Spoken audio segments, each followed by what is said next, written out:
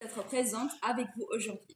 C'est Sagdor Aslan, élève en deuxième secondaire sciences. J'aime la lecture, l'écriture, aussi que le chant. Et tout ce qui a rapport à la musique. Donc bref, on n'est pas là aujourd'hui pour discuter mes compétences personnelles, non. Alors, laissons mes nombreux talents de côté, pour le moment, et parlons de notre vrai objectif, les Jeux Olympiques. On y va, c'est parti. L'histoire des Jeux remonte à l'Antiquité. Elle prend ses racines en Grèce, il y a environ 3000 ans. Des concours sportifs organisés à Olympie avaient lieu tous les 4 ans et ont pris le nom de Jeux Olympiques.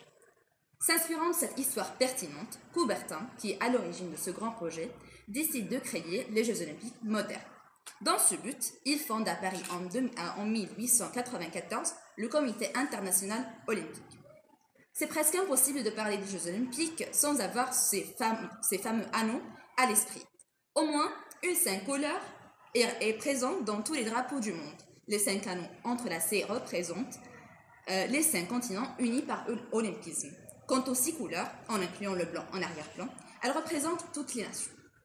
Liberté, égalité et fraternité, c'est par excellence le slogan tant fameux de la France. Et puisque cette année, la France, elle, hôte les Jeux Olympiques dans ses propres territoires françaises, elle en profite beaucoup pour mettre en relief son slogan et ses objectifs, aussi que d'autres, comme 1. La neutralité carbone.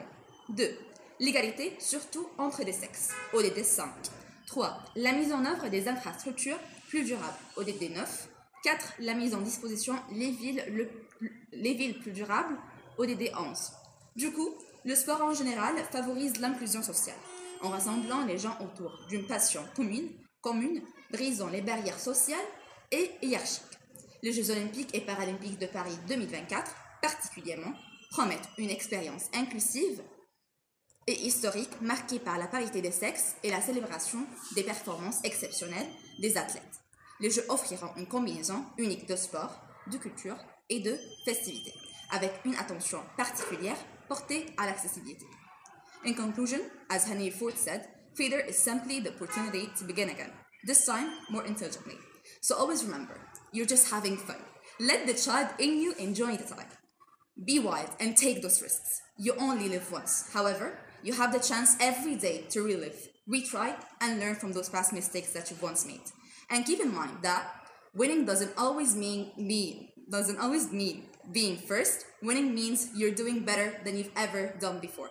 Merci de m'avoir écouté.